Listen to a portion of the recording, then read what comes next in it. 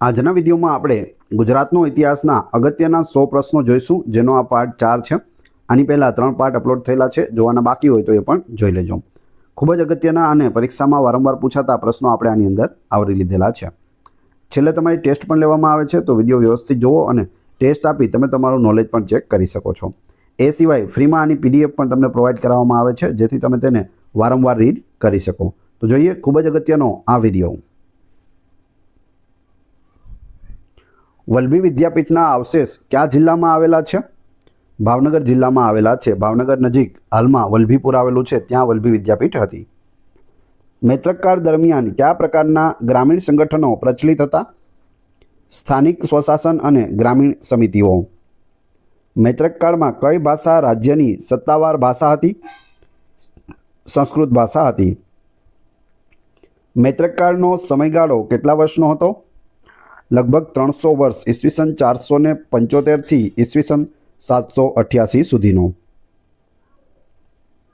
પ્રતિહાર વંશના શાસકો કયા નામે જાણીતા છે? ગુર્જર પ્રતિહાર। પ્રતિહાર વંશનો સ્થાપક કોણ હતો? નાગભટ્ટ પ્રથમ। પ્રતિહાર વંશનો સમયગાળો કયો હતો? આશરે ઈસવીસન 8મી સદીના મધ્યથી 11મી સદીના પ્રારંભ સુધી। પ્રતિહાર વંશના શાસકોનો ઉદ્ભવ કયા પ્રદેશમાંથી થયો હતો? રાજસ્થાન, માળવા અને અવંતીમાંથી। પ્રતિહાર વંશના શાસકો કઈ જાતિના હતા? ગુર્જર જાતિના, જેથી ગુર્જર પ્રતિહાર કહેવાયા હતા।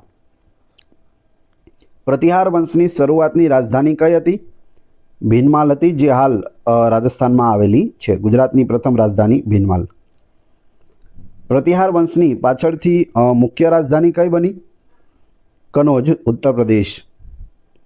પ્રતિહાર વંશનું નામ પ્રતિહાર શા પરથી આવ્યું છે? પ્રતિહાર એટલે દ્વારપાળ। રામ લક્ષ્મણના દ્વારપાળ હતા તેવી દંતકથા સાથે જોડાયેલું છે। પ્રતિહારનો મતલબ થાય દ્વારપાળ। મૈત્રક સામ્રાજ્યના પતન પછી ગુજરાતમાં કઈ શક્તિઓનો પ્રભાવ વધ્યો છે? પ્રતિહાર અને રાષ્ટ્રકૂટોનો। પ્રતિહાર વંશનો કયો શાસક ગુજરાતમાં મજબૂત પકડ ધરાવતો હતો? વત્સરાજ। વત્સરાજને કયા મોટા સંઘર્ષ માટે યાદ કરવામાં આવે છે? ત્રિપક્ષીય સંઘર્ષ। કનોજ પર આધિપત્ય માટે ત્રિપક્ષીય સંઘર્ષ થયો હતો તે। ત્રિપક્ષી સંઘર્ષમાં કયા 3 વંશો સામેલ હતા? પ્રતિહાર, પાલ જે બંગાળમાં થઈ ગયો, અને રાષ્ટ્રકૂટ જે દક્ષિણ ભારતમાં થયા। એ ત્રણેય વચ્ચે જે સંઘર્ષ થયો તેને ત્રિપક્ષીય સંઘર્ષ કહેવાય છે। પ્રતિહાર, પાલ અને રાષ્ટ્રકૂટ। પ્રતિહાર વંશનો સૌથી મહાન અને શક્તિશાળી સમ્રાટ કોણ હતો? મિહિર ભોજ, ભોજ પ્રથમ। મિહિર ભોજનો શાસનકાળ કયો હતો? આશરે ઈસવીસન 836 થી 885। મિહિર ભોજે ગુજરાતના કયા વિસ્તારો પર નિયંત્રણ મેળવ્યું હતું? લગભગ સમગ્ર ગુજરાત અને સૌરાષ્ટ્ર પર। મિહિર ભોજે કઈ ઉપાધિ ધારણ કરી હતી? આદિવરાહ અને પ્રભાસ જેવી ઉપાધિ છે તે ધારણ કરી હતી। મિહિર ભોજના સમયમાં ગુજરાતમાં પ્રતિહાર સત્તા શા માટે મજબૂત બની હતી? તેમણે રાષ્ટ્રકૂટોને હરાવીને ગુજરાત પર આધિપત્ય સ્થાપિત કર્યું હતું। કયા અરબ પ્રવાસીએ મિહિર ભોજની મહાનતાનું વર્ણન કર્યું છે? અલ મસૂદીએ કર્યું છે। મિહિર ભોજના ઉત્તરાધિકારી કોણ હતા? મહેન્દ્રપાલ પ્રથમ। મહેન્દ્રપાલ પ્રથમના સમયમાં કયો વિદ્વાન તેમના દરબારમાં હતો? રાજશેખર, પ્રસિદ્ધ કવિ અને નાટ્યકાર। પ્રતિહાર વહીવટ કેવો હતો? સુવ્યવસ્થિત અને લશ્કરી રીતે મજબૂત હતો।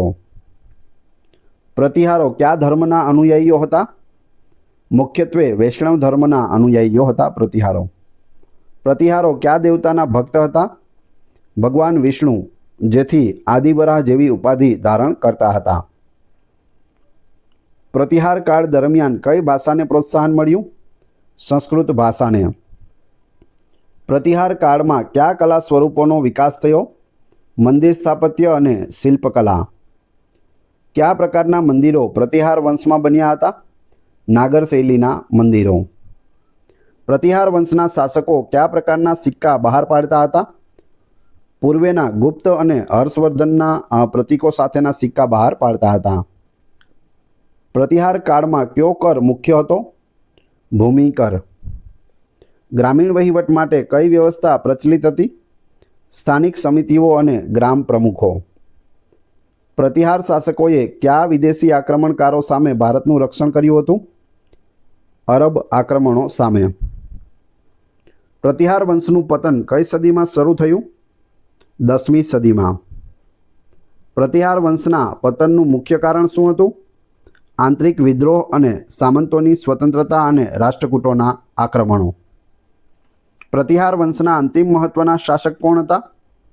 રાજ્યપાલ હતા. યશપાલ છે તે પ્રતિહાર વંશનો અંતિમ શાસક, પરંતુ મહત્વના જે હતા તે રાજ્યપાલ હતા. રાજ્યપાલ પછી 2-3 રાજાઓ થાય છે અને છેલ્લો રાજા હોય છે યશપાલ, જે પ્રતિહાર વંશનો અંતિમ શાસક છે, તો એને પણ યાદ રાખવો. રાષ્ટ્રકૂટોએ પ્રતિહારોને ક્યારે મોટો ફટકો માર્યો? ઈસવીસન 915માં રાષ્ટ્રકૂટ રાજા ઇન્દ્ર ત્રીજાએ કનોજ પર હુમલો કરીને તેને તબાહ કર્યું હતું. રાજ્યપાલ કયા આક્રમણકાર સામે હારી ગયા હતા? મહમૂદ ગઝનવી સામે ઈસવીસન 1018માં હારી ગયા હતા. પ્રતિહાર વંશનો સંપૂર્ણ અંત કઈ સદીના પ્રારંભમાં આવ્યો? 11મી સદીના પ્રારંભમાં. પ્રતિહાર વંશના પતન પછી કયા નાના રાજ્યોનો ઉદય થયો હતો? ચંદેલા, પરમાર, ચૌહાણ, સોલંકી વગેરે. ગુજરાતમાં પ્રતિહાર સત્તાના અંત પછી કયા સ્થાનિક વંશોનો પ્રભાવ વધ્યો? ચાવડા વંશ અને પછી સોલંકી વાઘેલા વંશ. પ્રતિહાર શાસકોને કયા યુદ્ધ માટે ઓળખવામાં આવે છે? ઘોડેસવાર સેનાના ઉપયોગ માટે. અરબી ઇતિહાસકારો પ્રતિહારોને કયા નામે ઓળખતા હતા? જુજર અથવા ગુર્જર. કનોજ પર આધિપત્ય મેળવવા માટેના સંઘર્ષને શું કહેવાય છે? ત્રિપક્ષીય સંઘર્ષ કહેવાય છે, જેમાં પ્રતિહારો, રાષ્ટ્રકૂટ અને પાલ વંશનો સમાવેશ થાય છે. મિત્રો, કન્ટેન્ટ સારું લાગી રહ્યું હોય, વિડીયો પસંદ આવી રહ્યો હોય તો લાઇક અવશ્ય કરી દેજો. ચેનલ ઉપર નવા હોય તો ચેનલને સબસ્ક્રાઈબ કરી લો, જેથી રોજે રોજ આપને નવા વિડીયો છે તે મળતા રહે. પ્રતિહાર સામ્રાજ્ય કયા ધાર્મિક કેન્દ્રોને આશ્રય આપતું હતું? કનોજ, અવંતી અને ગુજરાતના મંદિરોને. પ્રતિહાર વંશના સિક્કાઓ પર સામાન્ય રીતે કયા પ્રતીકો જોવા મળતા હતા? સિક્કા પર વરાહ એટલે કે વિષ્ણુ અવતાર અથવા અશ્વ જોવા મળતા હતા. પ્રતિહાર સામ્રાજ્ય ભારતના કયા ભાગમાં સૌથી વધુ વિસ્તર્યું હતું? ઉત્તર ભારત અને મધ્ય ભારતમાં. પ્રતિહાર કાળમાં કઈ કૃષિ પદ્ધતિઓ પ્રચલિત હતી? આધુનિક સિંચાઈ પદ્ધતિઓ અને વિવિધ પાકોની ખેતી થતી હતી. મિહિર ભોજની શક્તિનું કેન્દ્ર કયું હતું? કનોજ. પ્રતિહાર શાસકોના તામ્રપત્રો અને શિલાલેખો કઈ ભાષામાં લખાયેલા હતા? સંસ્કૃત ભાષામાં હતા. પ્રતિહાર સામ્રાજ્યનું સૌથી મોટું યોગદાન શું માનવામાં આવે છે? લગભગ 300 વર્ષ સુધી આરબોને ભારતની અંદર પ્રવેશતા રોક્યા હતા. ગુજરાતમાં પ્રતિહાર વંશના અવશેષો ક્યાંથી મળી આવે છે? વિવિધ મંદિરો અને શિલાલેખોમાંથી મળી આવે છે. પ્રતિહાર કાળને ભારતીય ઇતિહાસમાં શા માટે મહત્વનો ગણવામાં આવે છે?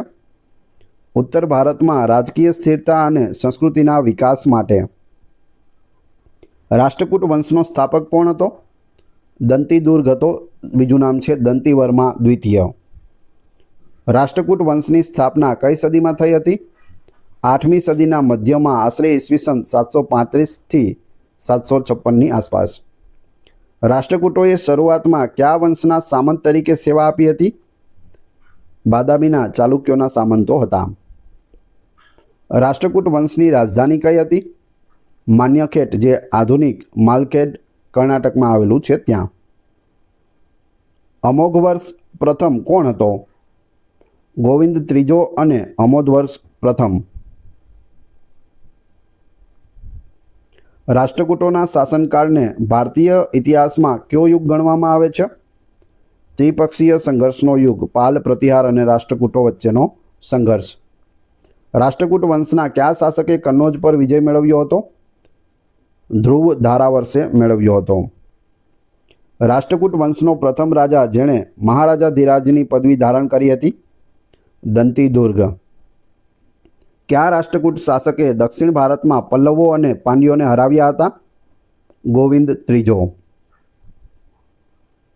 અમોઘવર્ષ પ્રથમ શા માટે જાણીતો છે? તેમની શાંતિપૂર્ણ નીતિઓ, સાહિત્ય પ્રેમ અને જૈન ધર્મના આશ્રય માટે.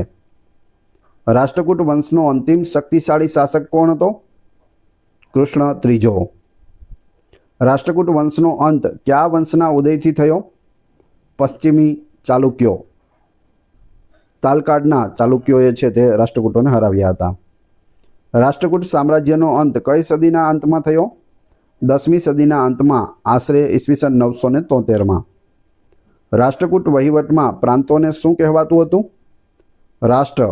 પ્રાંતોના વડાને રાષ્ટ્રપતિ કહેવાતો હતો. પ્રાંતને રાષ્ટ્ર અને પ્રાંતોનો જે વડો હોય તે રાષ્ટ્રપતિ.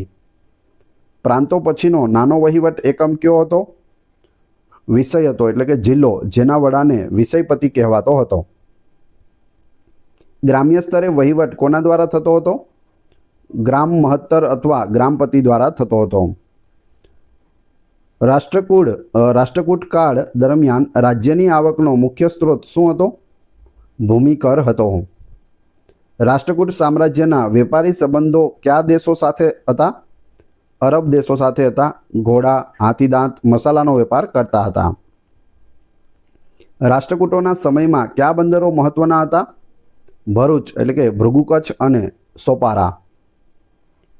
રાષ્ટ્રકૂટ કાળમાં કયો કર લશ્કરી ખર્ચ માટે વસૂલવામાં આવતો હતો? બલધી કર. રાષ્ટ્રકૂટ રાજાઓ કયા ધર્મના અનુયાયીઓ હતા? હિન્દુ ધર્મ, શૈવ અને વૈષ્ણવ અને જૈન ધર્મના અનુયાયીઓ હતા.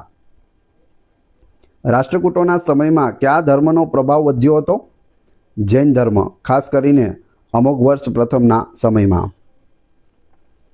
એલોરાની કઈ ગુફા રાષ્ટ્રકૂટ સ્થાપત્યનું શ્રેષ્ઠ ઉદાહરણ છે? કૈલાસ મંદિર, ગુફા નંબર 16. એલોરાની ગુફામાં 34 ગુફાઓ આવેલી છે. તેમાં 16 નંબરની ગુફામાં કૈલાસ મંદિર આવેલું છે, જે એક જ પથ્થરમાંથી કાપીને બનાવેલું છે. તે સ્થાપત્યનું શ્રેષ્ઠ ઉદાહરણ છે. એલોરાનું કૈલાસ મંદિર કયા રાષ્ટ્રકૂટ રાજાના સમયમાં બંધાયું હતું? કૃષ્ણ પ્રથમના સમયમાં. એલિફન્ટાની ગુફાઓનું નિર્માણ કયા શાસકો દ્વારા થયું હતું? રાષ્ટ્રકૂટો દ્વારા થયું હતું. કૈલાસ મંદિર કઈ વિશેષતા માટે પ્રખ્યાત છે? તે એક જ વિશાળ શિલામાંથી કોતરીને બનાવેલું મંદિર છે, જે મોનોલિથિક છે. રાષ્ટ્રકૂટ શાસકો કઈ ભાષાઓના આશ્રયદાતા હતા? કન્નડ, સંસ્કૃત અને પ્રાકૃત. અમરવર્ષ પ્રથમે કયા કન્નડ કાવ્યની રચના કરી હતી? કવિરાજમાર્ગ. અમોધ વર્ષ આવશે અહીં. ધ્રુવ પ્રથમ કયા રાષ્ટ્રકૂટ સમ્રાટનો ભાઈ હતો?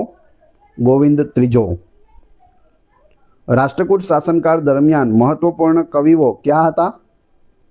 પંપા, પોન્ના અને રન્ના મુખ્ય છે, જેમને કન્નડ સાહિત્યના 3 રત્નો તરીકે ઓળખવામાં આવે છે: પંપા, પોન્ના અને રન્ના. કયા જૈન વિદ્વાન અમોધ વર્ષ પ્રથમના ગુરુ હતા? જીનસેન છે તે અમોધ વર્ષ પ્રથમના ગુરુ હતા. રાષ્ટ્રકૂટ કાળમાં કઈ ધાર્મિક સહનશીલતા જોવા મળતી હતી? હિન્દુ, જૈન અને બૌદ્ધ ધર્મના લોકો સુમેળથી રહેતા હતા. ગુજરાત પર રાષ્ટ્રકૂટોનું શાસન ક્યારે શરૂ થયું? 8મી સદીના મધ્યમાં મૈત્રક વંશના પતન પછી. ગુજરાતમાં રાષ્ટ્રકૂટોની કઈ શાખા શાસન કરતી હતી? લતા શાખા, એટલે કે ગુજરાત રાષ્ટ્રકૂટ શાખા. ગુજરાતના રાષ્ટ્રકૂટ શાખાનો સ્થાપક કોણ હતો? દંતીદુર્ગનો ભાઈ કૃષ્ણરાજ. કેટલાક ઇતિહાસકારો ઇન્દ્રરાજને પણ સ્થાપક ગણે છે, એટલે તમારે ઓપ્શન પ્રમાણે જવાબ આપવાનો થશે. ગુજરાતના રાષ્ટ્રકૂટોની રાજધાની ક્યાં હતી? લાટ, જે દક્ષિણ ગુજરાત, નવસારી અને પછી ખેટક, એટલે કે ખેડા. પ્રથમ લાટ હતી, પછી ખેટકમાં ગઈ હતી. ગુજરાતના રાષ્ટ્રકૂટોનો સૌથી પ્રખ્યાત શાસક કોણ હતો? ધ્રુવ પ્રથમ. ધ્રુવ પ્રથમનું કયું પ્રખ્યાત યુદ્ધ કનોજના પ્રતિહારો સાથે થયું હતું? વડસરાનું યુદ્ધ. ગુજરાતમાંથી રાષ્ટ્રકૂટોના શાસનનો અંત કયા વંશે કર્યો? ચાલુક્યો, જે અણહિલવાડ પાટણના સોલંકીઓ છે તેમણે. ગુજરાતમાં રાષ્ટ્રકૂટોનો સમયગાળો કઈ સદીઓ વચ્ચેનો હતો? આશરે 8મી સદીના મધ્યથી 10મી સદીના મધ્ય સુધી. ત્રિપક્ષીય સંઘર્ષમાં રાષ્ટ્રકૂટો સિવાયના અન્ય 2 પક્ષો ક્યાં હતા? પાલ વંશ, જે પૂર્વ ભારતમાં હતું, અને પ્રતિહાર વંશ, જે ઉત્તર ભારતમાં હતું. રાષ્ટ્રકૂટોનું રાજચિહ્ન શું હતું? ગરુડ હતું. રાષ્ટ્રકૂટ કાળમાં કયો વિદેશી પ્રવાસી ભારત આવ્યો હતો અને તેણે રાષ્ટ્રકૂટ સામ્રાજ્યને વખાણ્યું હતું? તો એ છે અરબ પ્રવાસી સુલેમાન. સુલેમાને રાષ્ટ્રકૂટ રાજાઓને શું કહીને સંબોધ્યા હતા? બલહાર અથવા તો બાલાહારા. રાષ્ટ્રકૂટોના સિક્કાઓ પર સામાન્ય રીતે કયા ચિહ્નો જોવા મળતા હતા? હાથી, સિંહ અને ગરુડ. રાષ્ટ્રકૂટ કાળમાં કઈ શૈક્ષણિક સંસ્થાઓ જાણીતી હતી? ઘટિકાઓ અને અગ્રહારો. હવે તમારી ટેસ્ટ, જે આપણે વિડીયો જોયો તેમાંથી તમને અહીં પ્રશ્નો પૂછવામાં આવે છે, જેનો જવાબ તમારે ક્રમશઃ કમેન્ટ બોક્સમાં આપવાનો છે, જેથી મને ખ્યાલ આવે કેટલા લોકો વ્યવસ્થિત વિડીયો જુએ છે અને કેટલા લોકોને આ પ્રશ્નોના જવાબ આવડે છે. એ પછી આની પીડીએફ વિશે પણ આપણે વાત કરીશું.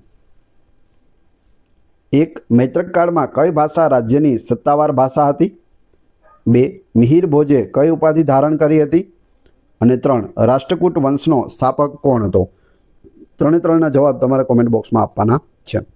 વાત કરીએ પીડીએફની, તો આ વિડીયોની ફ્રી પીડીએફ તમને ટેલિગ્રામ અને વોટ્સઅપ ગ્રુપમાં મળી જશે, જેની લિંક ડિસ્ક્રિપ્શનમાં આપેલી છે. ત્યાં જોડાઈ જશો તો ત્યાં તમને ડેઇલી અપડેટ પ્લસ રોજે રોજ નવી પીડીએફ છે તે આપવામાં આવશે. વિડીયો પસંદ આવ્યો હોય તો લાઇક, કોમેન્ટ, શેર અને સબસ્ક્રાઈબ કરવાનું ના ભૂલશો, જેથી આગળ પણ આપણે સારા વિડીયો મળતા રહે. ધન્યવાદ.